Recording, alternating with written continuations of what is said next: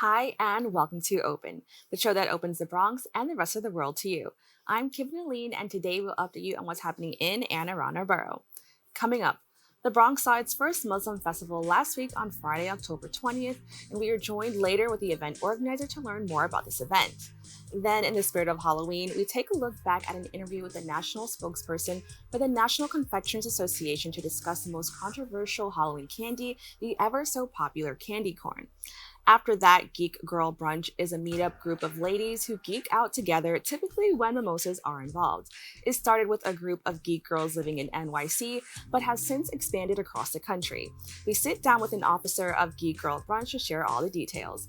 And finally, starting a small business is already as tough as it is, but even more so difficult to do during the pandemic. We sit with the owner of the Bronx Witch HQ to discuss the hardships of building a business. So stay tuned, all this and much more is headed your way because we're now officially open.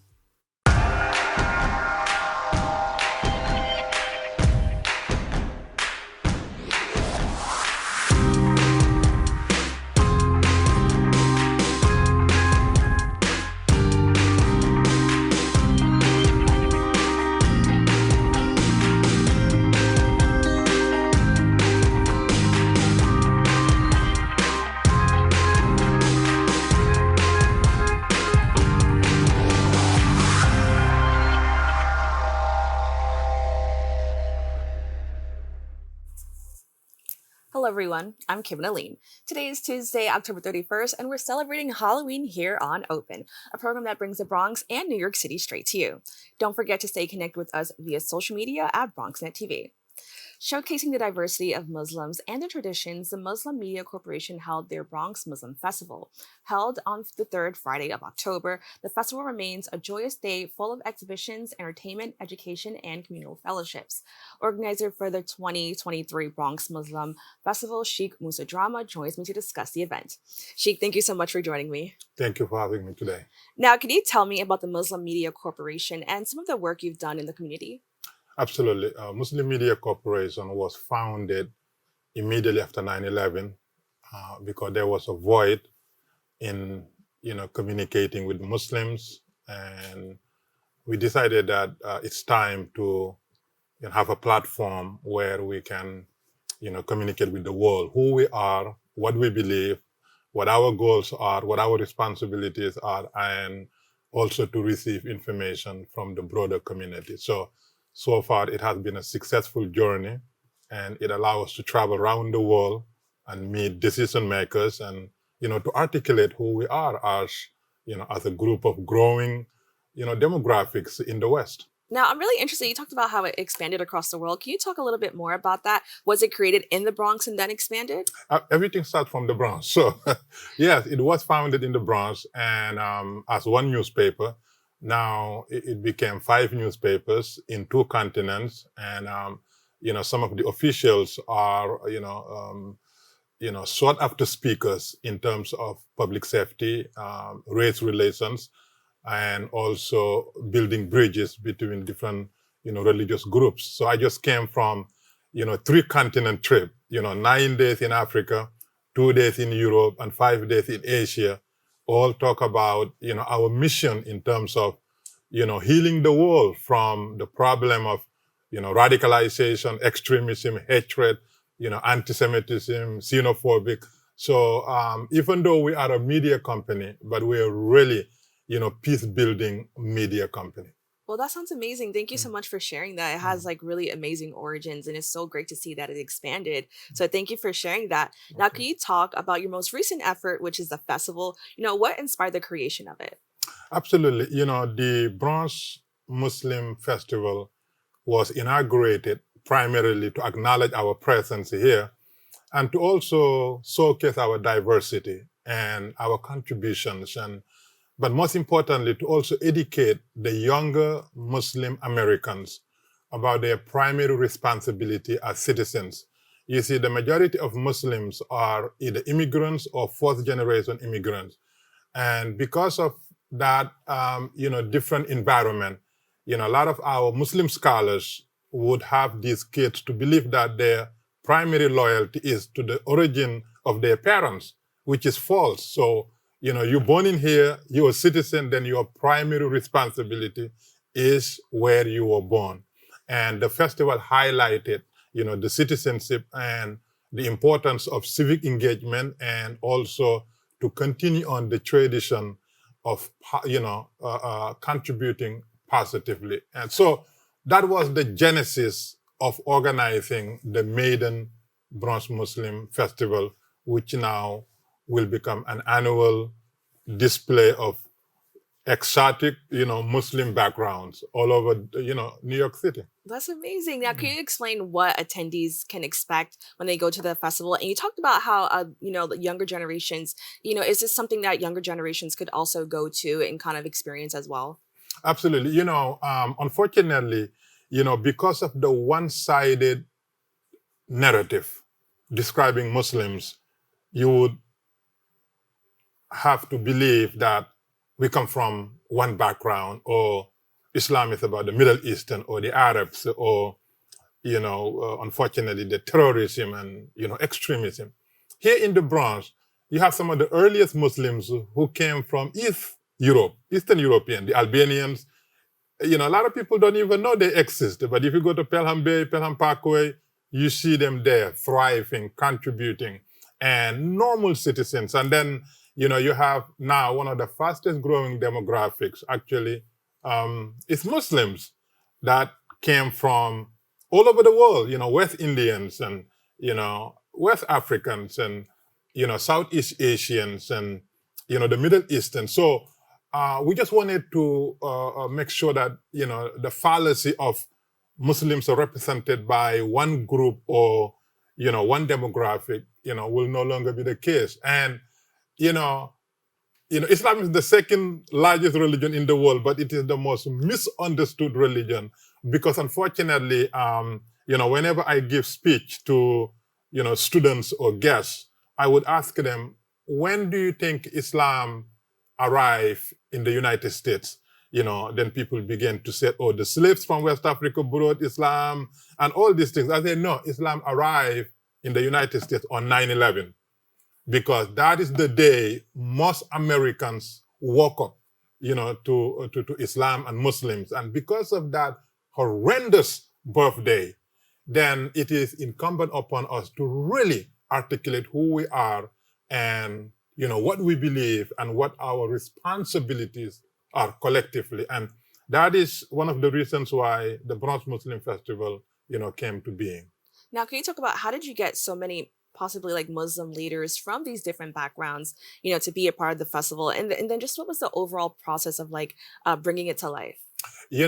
Personally, I'm a lifelong community organizer. So I have been organizing community since I was 9 years old, and that has, not changed. So since I came to New York 36 years ago, I have been part of some of the most dynamic, developments, for Muslims and for non-Muslims. And I have been part of so many different communities that very few people, can cross the bridge that I can cross.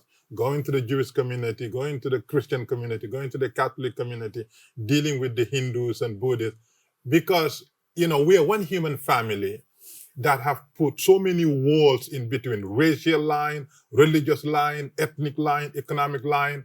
I don't find these lines. I'm a borderless community activist. That's why when we decide to organize things, people understand that this person is a uniter, is a builder, and therefore I will join. And that is why most of what we do it successfully, because people understand who we are and what we're coming from and what our overall objective in organizing such events are. Now, I understand that some people will be honored or have been honored during the event. Can you talk about maybe one person or, what it takes to become an honoree at this event? Absolutely. Great question. In our religion, our prophet, was sent to be merciful to the world. So in the Quran, God is telling him, وَمَا أَرْسَلْنَاكَ إِلَّا رَحْمَةً لِلْعَالَمِينَ, which translates, I send you only as a mercy to the world, nothing else. As a mercy to the world. So because of that, we selected some of the most merciful messengers within the Bronx who are contributing positively, who are good neighbors, who are providing services, who are benefactors, to their neighbors. And we came up with 5 most dynamic pioneers. First of all, the first Muslim chief of chaplains to the corrections department, the first Muslim director of community services at the borough president's office, the first Muslim chairman of community board 9, the first Muslim principal of the first accredited Islamic school in the Bronx. These are some of the pioneers that our younger Muslim generations need to look up to and aspire to be just like as good as them. And that's why we honor them. And that's why we're so grateful that they were acknowledged before their peers. And what was the response like from the community? The community was flabbergasted because, number one, again, right now we're dealing with the most horrendous terrorism in the Middle East. And all the eyes and minds and everything is focused on horrendous story. And they all attach it to our religion and our community. So the people said, it is time to turn the table. It is time to really, uncover what we're doing, what we are made of. We should not be focusing on the negative aspect of it. Let us, deal with the positive aspect. That's why people welcome it. And that's why people enjoy the fact that they're not watching another terrorist attack, another anti-Semite, and, hatred, misogynistic creature. They are watching their neighbors being honored. These people have done tremendous work in uplifting humanity, in making their neighborhoods a better place to live and thrive and do businesses. These are individuals that our children, whether they're Muslim or not, need to look up to. We're dealing with gang problem, drug problem. We're dealing with domestic violence. We're dealing with poverty. We're dealing with bad schools. We're dealing with race relations. We're dealing with police brutality. We need now to uncover the angels from within. And that is, in a nutshell, what Bronx Muslim Festival attempt to do. And I understand, you've hosted so many events where peace was, at the core of what, you wanted to spread within the community. What do you hope people, even outside of the Muslim community, learned from this, this event? And what do you hope, people gain from that? If we don't have peace, we have nothing. I don't care how wealthy our nation is. We live in New York City where you have over 100 billionaires. Yet you come to the South Bronx, you see some of the most desperate people. Some of the school districts, up to 1/3 of the students will go to school in the morning from shelters, not knowing whether they're going to the same shelter again. All because we don't have peace in our homes. We don't have peace in our streets. We don't have peace in our environment. Therefore, I concentrate my activism primarily on peace building. The very first Muslim community that opens a synagogue inside a mosque came from us. We receive people from all over the world saying, this is a model we want to see, because no peace, we have nothing. And that is why promoting peace becomes the primary focus of mine and my family. Without peace, we have nothing. And I think time and time again, the level of violence we're seeing prove that to be right. In the last 36 months, my community sent to remove 127 gang members off the street. We got them jobs. We sent them back to school. Some of them got married. Things that even the police department cannot do because we're truthful to them. We treat them like our sons and daughters. And we sit down with them. We walk them through the steps of success, all because we're building peace. If we don't build peace, we're going to kill each other because we don't like each other racially. We don't like each other ethnically. We don't like each other because we don't share the same religion. But when we have peace, we will embrace our diversity and everybody thrives so that nobody's life or livelihood or integrity will be violated because you look different or act different or live different. Peace is everything, and everybody that is watching me must know that the primary focus of a human being is to promote peace. And that is why we're doing it. Well, I want to thank you so much for joining us and having this really impactful conversation. I'm so glad you were able to share this with us. So once again, thank you. Thank you so much for having me. Don't go away. We'll be back with more Open right after this. Is it time yet? It's time. Come start time for dinner. Oh, terrific. Faster, dinner. Donating pet food is one of the many ways you can help families in your community. Pets and people belong together. Learn more at petsandpeopletogether.org. Even though we didn't grow up together, he's my favorite brother. Hey, sis. I'm the baby of the family, and he's the gentle giant. What you know about Poor Georgia? Man, please, that's a classic. You know when they say people are a rare breed? Yeah, he's that. I'm sorry, I'll be back in a few hours. Don't worry, Shug. You know I'm for you. I know. Go get the football. That was my favorite memory.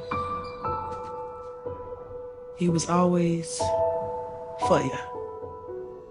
This is a true story of me, Bridget Floyd, and this guy, George Perry Floyd Jr., my big brother.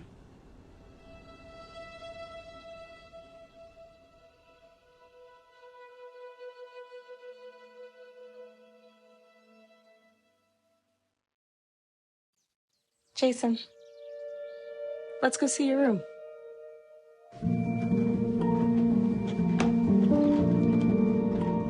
What do you think? We kept it a little spare, so you can decorate it how you like.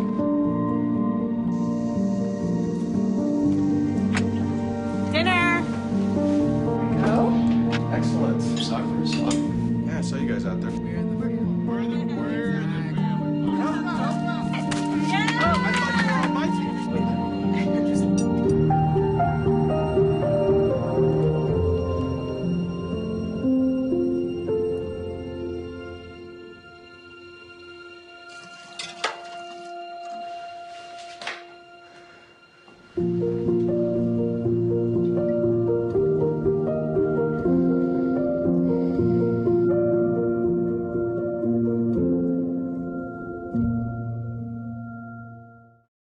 Welcome back. In celebration of Halloween, we'll take a look at this segment highlighting America's favorite Halloween candy, how people plan on sharing treats today, and determine whether or not there's a right way to eat candy corn. Carly Schildhaus, the spokesperson for the National Confectioners Association, joined me to talk about these Halloween traditions. Let's take a look. Thank you so much for having me, and happy Halloween season. Of course. Now, I want to learn a little bit more about your organization, the National Confectioners Association. Can you tell us a little bit about that? Absolutely. We are the trade association for the confectionery industry. So we represent the people who make chocolate, candy, gum, and mints all throughout the country. And we're advancing the confectionery industry and advocating for all of those people. Nice. So I want to talk about candy corn. Despite it being a staple in Halloween, why is candy corn such a highly debated candy? I feel like you're either on one end or the other. So, what are some of your thoughts on why, this candy is so, just like highly debated in the Halloween sphere? It's such a good question. As somebody who loves candy corn, I have to admit, I don't understand how people don't enjoy it, but I completely respect that people have different opinions. It's all about personal preference. And what's really special about the confectionery industry is that there's something for everyone. So whatever flavors you're looking for, whatever kind of taste is your preference, whatever dietary considerations you may have, there's a treat out there for you. Now, I'm also thinking maybe a reason why people don't like it is it could be because they're eating it the wrong way and then there's a proper way to eat candy corn. Can you tell us a little bit more about that? It is the hottest debate that's happening throughout the country right now, is the right way to eat candy corn. I don't know if there's exactly a right way. I can tell you what we know, though. About 31% of Americans are like me, and they start with that narrow white end. 18% of Americans start with that wider yellow end. And then 51% of Americans just go for it and they eat the whole piece at once. So if you enjoy candy corn, there's probably a right way to eat it for you. I'm wondering for you if you enjoy candy corn and how you eat it. I'm not really sure. I feel like I used to like it when I was younger before I was like influenced by society. And then I think, my opinion changed on it. But I do think it's a nice addition. And I love seeing candy corn around because it does remind me of fall and Halloween. So I will say there's a part of me that does kind of like it. Now, In addition to candy corn, what are the most liked candies associated with Halloween in general? It's a great question. We did this hard research so that you don't have to figure out exactly the right treats to share with trick-or-treaters in your neighborhood. Coming in at number 1 is probably no surprise. It's chocolate. People love it year-round, and it's perfect for the Halloween season. Coming in at number 2 is gummy candy, so different bold flavors, maybe some interesting shapes. Perfect for the 60+% of Americans who say that they're looking for treats with a creepy or scary or spooky theme. And then the third one is, of course, that iconic and controversial treat, candy corn.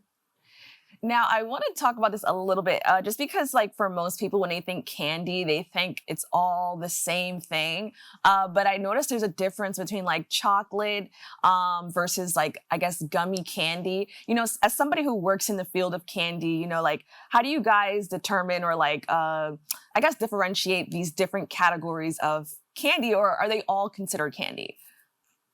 It's a great question. When we're talking about the category overall, we're looking at confectionery. And then to your point, there are so many treats that fall underneath that.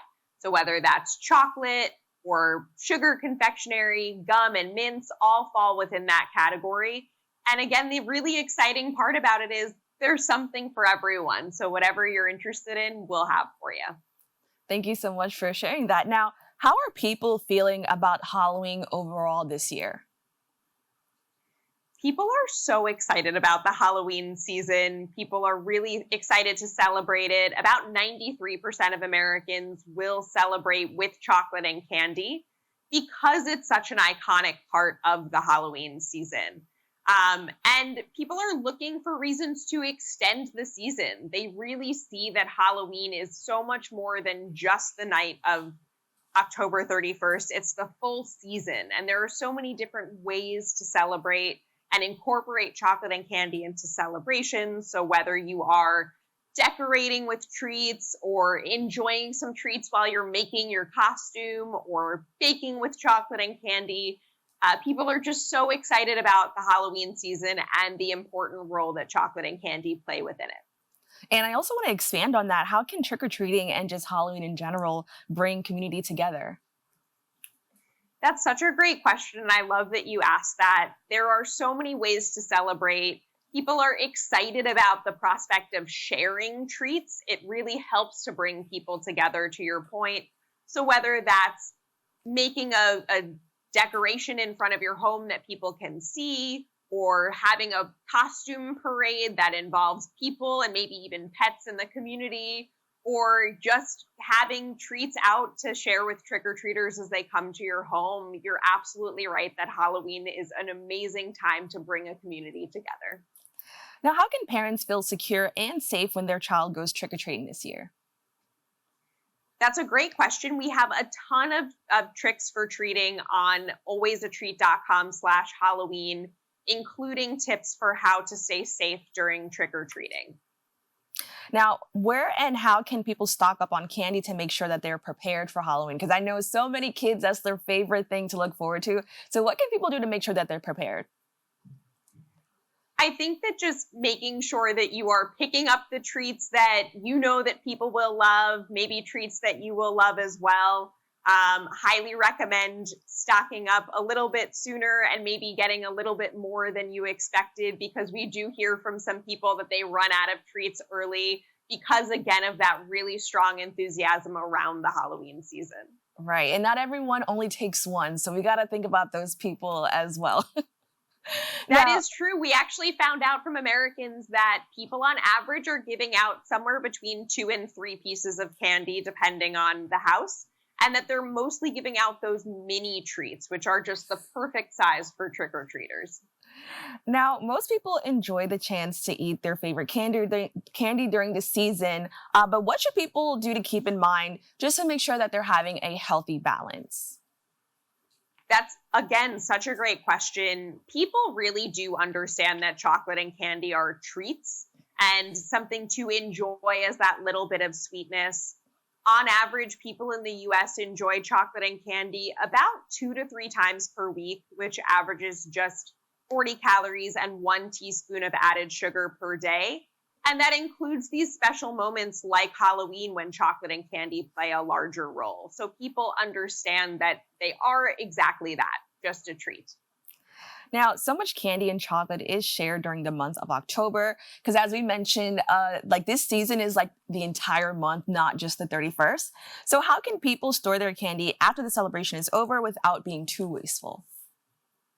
Again, that's a great question. We have a lot more resources at alwaysatreat.com/Halloween because every treat is a little bit different for how you're going to want to store it to keep it fresh. Now, I also want to know, what is your favorite Halloween treat? Or, you know, what's a Halloween treat that you kind of share with your friends and family? That's the question of the season. I have to say, I love candy corn. It is perfect for this time of year.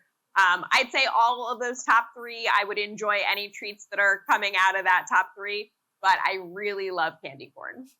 And then I know we talked about not having too much candy, but do you have any advice or any tips for parents who kind of have to break the news to their kids that, like, you know, this was just, you know, for today, or this was just for this week. This is not something that we should indulge in all the time. Absolutely. Those conversations are so important to be having throughout the year.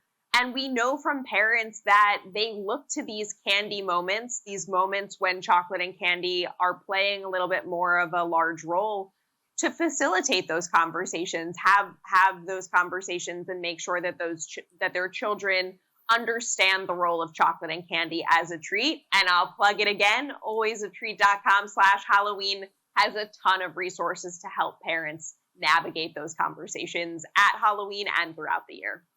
Well, Carly, I want to thank you so much for joining us and having this really fun conversation about Halloween candy. I know it's, you know, just, we're not near Halloween just yet, but this is like really exciting. And I'm having a lot of fun talking about candy. It's something that I kind of wish I could do all the time. So thank you so much for this. Thank you so much for having me, and happy Halloween season to you. To learn more about the National Confectioners Association 2023's Halloween candy trend, please go to their website at www.candyusa.com. I want to give a special thank you to the team at the National Confectioners Association for sharing this fun segment with us and helping our team get into the spirit of Halloween. Stay tuned, we have more for you right after this. My character, Shazam, knows all about growing up in a family full of teenage superheroes. They're bold. Where's everyone going? To fight crime? Okay. Adventurous. Shazam! There's never a dull moment. And no matter what happens, they'll always have your back. All they need is a place to grow and be themselves. And the best part is, you don't have to be a superhero to adopt a teen. Learn more about adopting a teen from foster care. Visit adoptuskids.org. You can't imagine the reward.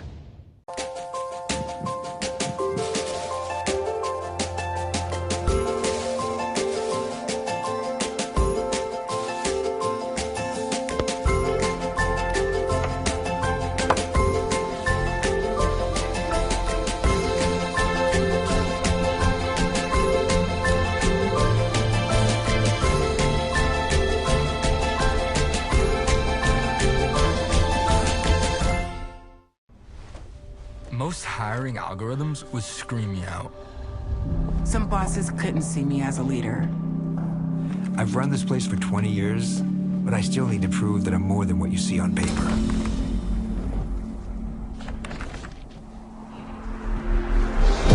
I've been running code as long as I've been able to reach a keyboard. This is what I do. It's second nature for me, coordinating 100 details at once. It's the way my mind works. I have a very mechanical brain. I sold them on my skills. You gotta be so good they can't ignore you. My magic is analytics and empathy. That's how getting clients. You have to have the confidence in yourself to show up and defy the odds. I am more than who I am on paper. I never got a college degree. And today, I'm the CEO of my own company. People want to tell me I'm one in a million, when actually I'm one of millions. Stars are all around us. It's time for them to shine. Welcome back. What began as a gathering of geek girls in NYC has grown into a global community. With over 40 chapters spanning multiple states, Geek Girl Brunch brings women together to indulge in anime, comics, and more while enjoying mimosas. Angie Campoverde, officer for Geek Girl Brunch, joins me now to discuss the group. Angie, thank you so much for joining me. Thank you for having me. It's a pleasure. Now, can you talk about, what is Geek Girl Brunch? It sounds really fun.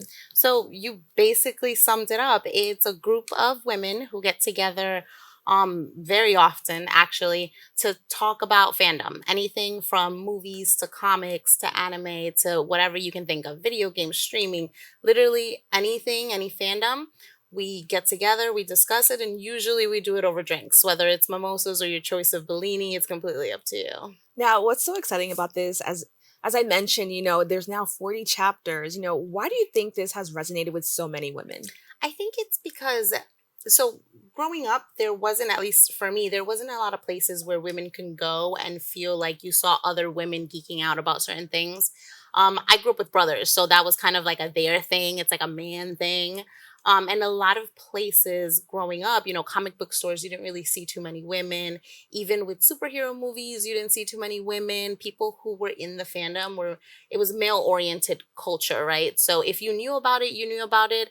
But even in social gatherings with men, they were very knowledgeable. So it was a bit intimidating. You walk into it and you don't want to say the wrong thing because, you could be ridiculed, things like that. That's something that's not a thing in Geek Girl Brunch, right? You can come, you can ask questions. And I feel like it resonates with people because some women, at least the women that I've met, are very interested in learning about a fandom, but they're scared of asking questions, right? They're scared of saying the wrong thing, or maybe they saw one Star Wars movies, but they haven't seen everything else, or the animated or read the comics, and they're scared. They're like, maybe I don't fit in. But Geek Girl Brunch has a way of, even if you just like one movie, one scene, one lightsaber, one thing, just come learn, talk about it, geek out with us, and have a drink if you want. And it's so interesting that you bring that up because I think in a lot of fandoms, like even if you like music or anything, it's like if you don't know every single aspect, it's like you're not a real fan. Yeah. So what are some ways that you guys tried to kind of like step away from that?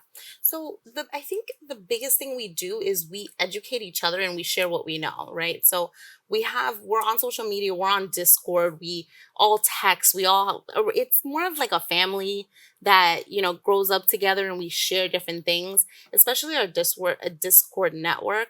If somebody sees something or learns something, they're like, hey, did you know about this? Hey, look at this event. There's a pop-up here. And it's the same thing with learning about a fandom. So many times you come to a brunch and you say, well, I didn't know this happened. And somebody will spark up a conversation. Well, actually, it's this way or this way. It's all about learning, getting together, and getting to know the fandom itself, whatever it is. We recently hosted a Dungeons and Dragons brunch where a lot of the brunchettes asked, like, hey, I want to get interested into D&D, but I don't know where to start because it's an overload of information. So one of our other officers, she's actually a dungeon master. So she hosted a D&D brunch where we did a small campaign introducing everybody to characters, how to play, the rules, and it ended up being a lot of fun. So things like that, just educating girls about learning about more about the fandom that they want to be a part of. And then what made you want to actually be a part of, Geek Girl Brunch? Because I know you talked about your upbringing, but what made you kind of want to take that step? Because I feel like sometimes it could be intimidating to like even just want to join a group about this kind of stuff. So what inspired you? Funny enough, me personally, I didn't want to join. So I've been with Geek Girl Brunch for maybe 4 years now. But at first, my cousin, one of the other officers, she was there from like one of their first meetings, right? She's been there for a while. And she kept telling me like, listen, just come. You like these things. And I kept saying, no, I'm okay. I'm busy. I don't have time. And then they hosted their first ever book brunch a couple of years back. And I'm a sucker for books. Like any book you got me, that's fine. So we went to a book brunch, and walking in and seeing 15 different women talking about the same books that I loved, but then being able to switch a conversation from like, oh, did you read this book? To, oh, did you watch that new Pokemon episode? Or I'm excited about the new Star Wars movie. Oh, I went to Disney and got this lightsaber. Just being able to switch the conversation from so many different fandoms wasn't something that I was never able to do before. I could meet someone that was interested in a book, but we couldn't really talk about different types of fandoms. Like nobody really knew about all the video games or all of these things. And going into that brunch, it was everybody. Everybody had a different fandom that I knew about, heard of, wanted to know more about. And it was a sense of inclusion. And that was it. I went to one brunch and I've been here for 4 or 5 years now and haven't looked back since. That's amazing. Now, why is it important that women have these safe spaces to kind of, geek out and just kind of, share similar interests? I think it's more of a human thing. So we provide the culture for women because it's a void, right? You don't have many women that can go and talk about a fandom in certain spaces. But I think anyone in general needs time to decompress and just enjoy something that they personally love, right? When we grow up, they tell you being an adult is hard, life is stressful, and you're like, yeah, sure, whatever. You don't want to listen to it. But then you become an adult and you realize that it is stressful, it is hard. Life has a way of kicking your butt sometimes. And sometimes you just need to get away from everything, put your phone down, decompress, and just recharge your battery however you see fit. And a lot of us just want to indulge in the fandom, recharge our battery, and then get back to work the next day. What I think is also so cool about this, organization and this group is that oftentimes I feel like sometimes women aren't allowed to kind of like tap into their younger sides, or I think oftentimes when men are nerdy or geek out on things, it's expected. But people don't always expect women to kind of like indulge in their youthful side. So like, how do you guys embrace that? Like, just being youthful and kind of like tapping into things that would, I guess, normally be associated with like younger generations. Whereas like men don't have to deal with, the consequences of that. How do you guys tap into that? So I think we just go all out. Like we have one foot in the door, we go all out. Many of the brunchettes for our Geek Girl Brunches, they come dressed up. So this outfit is actually not something new. This has been sitting in my closet. I wear it to Comic-Con, I've worn it to brunches. Like, this isn't anything new. We all have something in our closets. But you'd be surprised how many times we walk into a brunch area or restaurant and everyone's so intrigued by what we're doing, right? Everyone has questions. Everyone wants to join. Everyone wants to go in. I think it's more because we feel that support system, right? Would I go to a restaurant like this by myself? Probably not.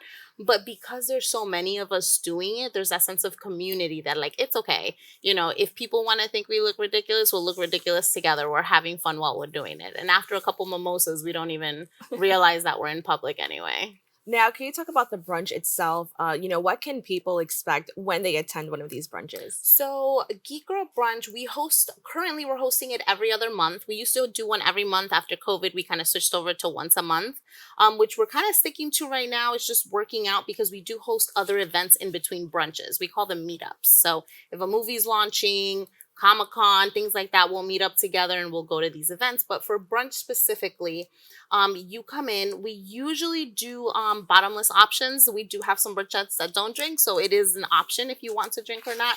But all our brunches are themed, so we try to do different fandoms. We have a sci-fi brunch coming up. We've done, like I said, Dungeons and Dragons.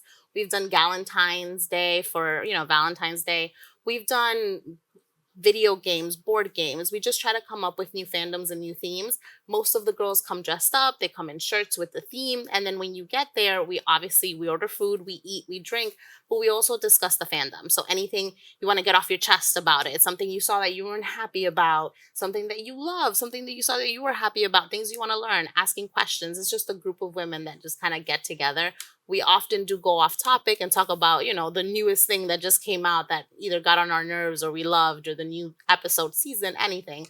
But it's basically just a group of girls talking about the fandom, enjoying it. Usually if you're new, you'll get people's numbers, you'll exchange information, you'll probably end up hanging out afterwards. Now, that's what's also so amazing about this is like, of course, you get to talk about the things you love, but then you get to meet people that you'll eventually love and, become really good friends with. Can you talk about maybe some of your experience with kind of like growing in that area of like making new relationships and networking? Oh, absolutely. So when I started, the only person I knew, like I mentioned before, was my cousin, right? She had been with this group forever.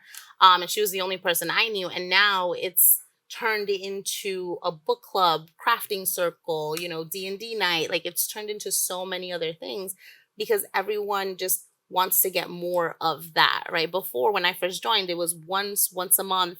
that was it. Now it's a whole Discord channel. We meet up for brunch, but then we have a separate book club. We meet up for brunch, but then there's a separate crafting circle. So we have one of the officers that does knitting and crocheting with the girls who are interested in that. And they geek out while they crochet. We geek out about books. You know, if you're interested in Dungeons and Dragons, we have one of our officers that hosts all that good stuff. So we've had officers who've been in each other's weddings, who are lifelong friends. I have friends that I text every day about books and, oh, are you coming to the next brunch? It just turns into a community of people that, you know, you look forward to. Comic-Con just passed, so we were all like looking for each other. What cosplay are you wearing? What are you doing this? And it just turns into a sense of community. That's amazing. And I'm so happy to hear that you guys celebrated Comic-Con. Can you did. talk a little bit more about that experience and, you know, just quickly tell us, you know, what that was like? Yeah, so Comic-Con is the biggest day of the year for us here in New York City, for those of us that don't go to San Diego Comic-Con. But what we do is we try to meet up every day. If you're there, most of us do go either 2 or 3 days. We meet up. We find a time and place to just meet up, have food, talk our experiences, share information. What lines are short, what lines are long. Did you like this panel? Did you not like this panel? And we also do an after party. So every year on Saturdays, we have an after party, the Geek Girl Brunch Fangirl Night Out after party. We do raffles, we give things away, sign things, merch, anything. You come and you meet all the girls, whether you've been to one brunch or no brunch. It's a good way to get to know us. That's amazing. So we have a little bit of time left in this segment. Can you just let people know, like, who would be the perfect candidate to, like, be a part of this group? Anyone. If you're female oriented, if you identify as female, you come, and I promise you there's something we have that you've liked, whether you've read a book, whether you've seen a movie, you've seen a TV show, any of the Disney shows, Star Wars, Star Trek, anything you can think of. If you identify as female or female oriented, just go ahead. You can check us out on social media. You can reach out. Feel free. We're always on our phones. Like all the Geek Girls, we're very responsive. You send us a message, we'll get back to you. If you have an issue, questions, comments, concerns, we're here. Questions or anything. So I want to thank you so much for joining us and having this conversation. I consider myself kind of like a nerdy geek girl, so I was so excited to hear that, you know, this was actually a thing, because I think it needs to be more of it. Of course, you could always go online, but it's nice to have like that person-to-person contact, human interaction. Yes, to talk about these things. So I appreciate you, you know, coming on here and sharing this with us. It's my pleasure, and I hope to see you at the next one. Of course. To stay informed about the Geek Girl Brunch in NYC, please go to their website at www.geekgirlbrunch.com. We have to take a quick break. We'll be back with more Open right after this. Where did the time go? I don't know how I got here. Ooh. You've done the hard part. You quit smoking. Now do the easy part and get scanned for lung cancer. If you smoked, you may still be at risk, but early detection could save your life. Talk to your doctor and learn more at savedbythescan.org. Attacks against Asian Americans and Pacific Islanders are on the rise. My simple solution to the problem was remove people from the scene and help them feel safer. In terms of the hate crimes, I think there is so much more work to be done. We really need to come together and tackle this issue as a community.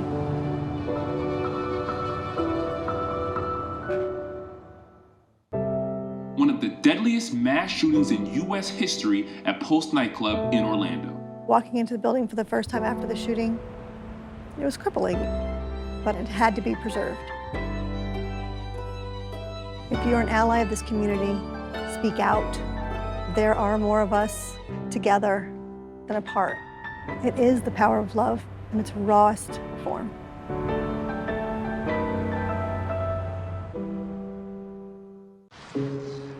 Dear moms and dads, what you have achieved here today is going to help us and our futures.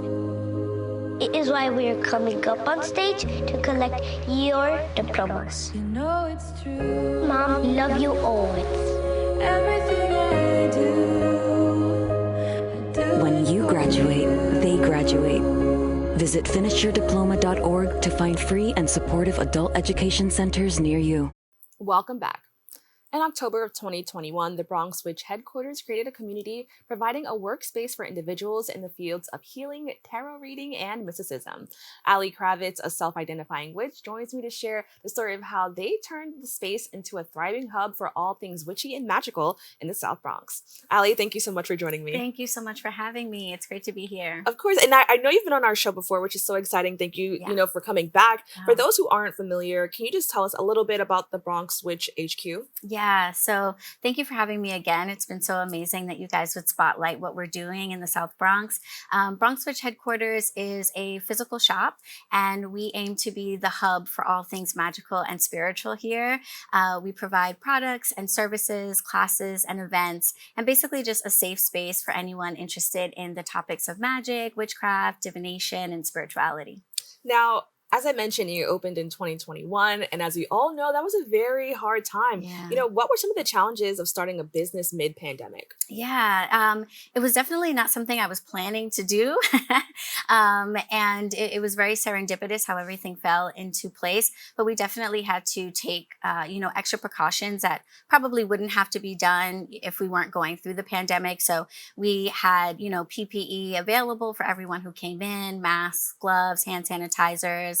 It was very important to establish like a contactless, temperature reading system and check-in system so that folks could feel really comfortable when they came in, because we did want to be a physical space for people to, get out of their homes, being cooped up and get to go out and experience. But we also wanted to make sure that we were incredibly safe and we weren't endangering anyone in our community. So that was a challenge. Now, this is a very specific focus. What was the experience like getting people in the community to be open to something unique and something new like Bronx Witch HQ? If I can be really honest with you, I don't think it's my job personally or the role of the shops to open people up to anything. And that's actually proven to be really great for us. Rather than focusing on folks that maybe are turned off or confused about us, we really focus on the people that need us. And growing up in the South Bronx myself and not seeing a lot of places where I could go and find the things I needed, I knew that there was a community of folks that already identified as witches, as tarot readers, as healers. And so we put our focus on being a safe space for them. And I think accidentally, because we cater to them and they have such good things to say, it kind of trickles out to others and maybe changes people's perceptions about who we are and what we do. Nah, that's such a, I'm so glad that you mentioned that, because I really wanted to talk about, I love, growing up, I've always just loved, witches. And I mean, it's just always been such a really fun thing. And I think for a lot of younger generations, our idea of what a witch is has always been kind of positive. Yeah. But I know for a long time previously, there was always this different ideas about what being a witch is. And I think even people who identify as witches may have different ideas of what that is. So can you just explain what that is for you and how you share that with other people who are interested in the same things? Yeah. First I would say, even though there's been a change in the concept of what a witch is and a lot more acceptance and understanding of the diversity of that term, there's still a lot of, just folks out there that really have a negative connotation of that word and what it means. And so despite the sort of mainstreamification of the practice, we definitely still run up against having to help people better understand what that is. And so for us, it's really important that we help people understand that witches have always been here, and we've primarily been the folks in everyone's community that offer healing, that offer alternative ways of bettering their lives. But because we do that outside of the confines of organized religion or organized medicine, we're all often deemed as something negative. So I appreciate you so much for sharing that, because that is something that I think that I've noticed as well. A lot of the things that you're doing isn't different, from a lot of our communities, especially if you come from a community that's rich in culture. But just because there's a different face of it, people tend to have different ideas. So I appreciate you for kind of clarifying that for us. Now you have an event coming up called the Reiki Weekend. Before we get into the event, can you just explain what is Reiki? Yeah. So Reiki is a form of energy healing. The term itself is Japanese in origin, and the the specific techniques and concept also kind of come out of the East. But if you've ever been in maybe a church and someone has laid hands on someone to offer healing, it's a very similar idea that we are more than just our physical body. We also have our energetic and our spiritual bodies, and dis-ease or sickness or illness can happen in those parts of the self as well. And so while you might need traditional or Western medicine and medication to cure your physical body, the other parts of you might also be suffering. And so energy healing offers you relief and treatment for those parts of yourself. And Reiki is just one specific sort of avenue of how to get there. So for the Reiki weekend, what can people expect if they decide to become a part of that? Yeah, we're really excited. Reiki weekend is something that happens a few times a year at the shop. And basically what people can expect is free workshops. So if you've never heard of Reiki, you've never received a session before, you want to learn more about it, get a little taste, we have free workshops, but we also have certification classes all the way up through the master level. So if you have received some level of certification or training in Reiki and you want to further that, or maybe you're just starting and would like a level 1 certification, we'll be offering those classes during that weekend as well. Now, can you just explain what are the benefits of Reiki and how could it be used to assist someone on their journey to healing? And what could that healing also look like? Yeah. So I think Reiki is super helpful for a healing journey because what it does, if nothing else, is it just introduces people to the idea that they are more than just their bodies and their minds.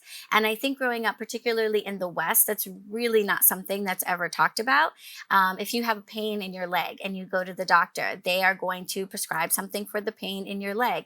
But it's not likely that your doctor is going to ask you what your home environment is like. Is there a lot of arguing? Are you dealing with trauma from your childhood? How often do you meditate or pray? These are things that are usually not discussed when it comes to healing.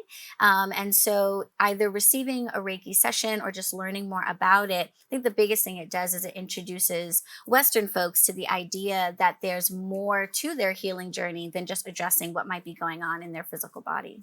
Now, what can you tell us about some of the other, workshops that revolve around just healing and tarot reading? Like, what are some of the other workshops your organization offers? Yeah, I'm really excited this month. I'll actually be leading 2 workshops in November. The first on November 11th will be on making fire cider. If you've never heard of it, it is an herbal medicine that really can be just made with a lot of the things that are probably already in your kitchen. And it's inspired by numerous different indigenous traditions. It's often taken on a regular basis through the cold season to just keep your immune system strong. And I love teaching that class because when people think about making their own medicine, it's like, whoa, intimidating. And when I'm like, you can take onions, garlic, and some honey and bam, you're good. People are really excited about that. Later in the month, I'll be leading a workshop on making your own incense. So if you like to light incense in your home for aromatherapy reasons or just to, brighten up the space, maybe change the aroma in the space, I'll be teaching folks how they can make their own, which is great. Save a little money, learn a new skill. And we have classes on everything from herbalism to crystal healing to spiritual baths. And we kind of try to touch on all of the different corners of spirituality and magic. So we give a little something to everybody. Now, how do you deal with people who are new to this, but they're interested, but they're not necessarily somebody who knows what's exactly going on or know where they want to actually go into or any field they go to? How do you deal with newcomers who are interested in that? Yeah, that's actually our specialty because all of the shop witches in the shop, we all started there too. So we love just sort of meeting people who have lots of questions. And unlike other shops that might be more focused on you just getting in and buying a product, we really like when you hang around, ask lots of questions, and kind of just be in the space. One of the things that we offer to help is something called consultations. For our Latin community, our Spanish-speaking community, these are often known as pláticas. And this is basically just an opportunity to speak with someone like myself and ask questions. And we might guide you in the direction of a product or service, or we might just give you tips and tricks and things that you can do at home to kind of help further you along. And then when it comes to the products that we offer, we really, really focus on our book selection. We don't have a lot of bookstores in the Bronx, unfortunately, so it's important for us to be another source of books. And books are a great way to kind of get your feet wet, learn a little bit more without having to make any serious commitments. And so we try to have a really diverse selection of books on metaphysical topics. Now, I want to talk a little bit about the community of witches, because I think that, first of all, I think that's just like kind of like within the lore itself, there's always been a community of women who kind of supported each other, or anybody who, you know, pretty much supported each other. How has that influenced you on your journey? Because I know that you started out really, really young, which I think is like so cool. So you started out when you were really young. How did that kind of, that sense of community like influence you to continue to kind of be in this community? Well, I think it's important, just to go back to what you mentioned about it being women. I do think that's an important thing to emphasize, because even though there are witches of all gender identities, some of the reason why there is such a negative connotation around witches is because these practices, for the most part, were practiced by women in their communities. So when we look at the negative attacks on witches, we really should refocus that as attacks on women, and the ways in which some of our organized patriarchal society really doesn't like it when women take agency, take control, and are like sources of authority, power, or information in their communities. So that's really important. And then for myself, starting out at the age of 12, community was actually something that was really difficult to find. Covens is a word that you might hear, which is a word that witches often use when we refer to our groups. And those, for a lot of different reasons, are usually only open to adults, you know, issues of consent and, you know, permission and things like that. So being so young, it was really hard for me to find groups that I could be a part of. So I think my inner child now is just kind of like flexing her muscle and creating spaces that I wish were there when I was younger. Now, how can people get involved in joining this community? Because as I mentioned, there's a lot of people, especially just because of how time has gone on, people are just way more open to the idea of witches. And I think that we're very lucky to kind of like be in a time where that, I mean, first of all, have you ever like actually looked into the history of witches as you got into this? Yes. Okay. So yeah. So I know that it's like a really dark history associated with this. But now, as I mentioned, we're kind of lucky that, you know, we kind of are in a time where it's like kind of cool actually, and you know, it gives people another layer to themselves. How can people, you know, get involved if they're interested but kind of new to this? Yeah, well, I think the first thing that I would say, and this isn't to scare anyone, it's just to make sure that people are making informed choices, is that as cool as it has become in many states across the country, witchcraft is still on the books as illegal. Tarot reading is still outlawed in a lot of places. These laws may not be actively enforced, but sometimes they are, and they're just sort of sitting there waiting for a representative or someone to take hold of them and use them against someone. And there are countries all over the world where practicing the craft, tarot reading, and things of this nature are actually illegal, and you could be imprisoned for them or worse. And so it's important to know that you're stepping into something that may be more mainstream, but is not necessarily accepted by all. So it is something to really think about. But if you feel like this is something that you are interested in and you're comfortable with maybe overcoming some of that, I think the first thing that you can do is come to the shop. That's the most important thing. When you feel different or you're embarking on something that you maybe don't have a lot of people in your immediate circle that can support you, it's really important to find support, so that you are not alone, you are not afraid. And coming to the shop is the best way to physically find other people, especially here in the Bronx, that are like you.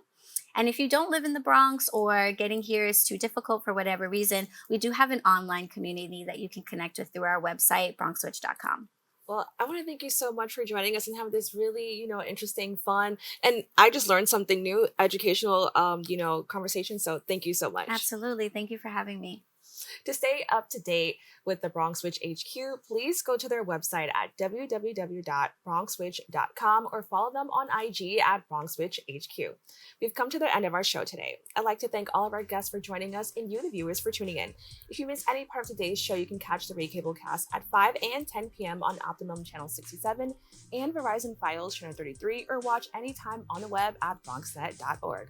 You can catch a brand new episode of Open with Darren Jaime on Wednesday and with Lena Valentine on Friday. I'm Kibin Alleyne, wishing you and yours a very happy and safe Halloween. See you next time.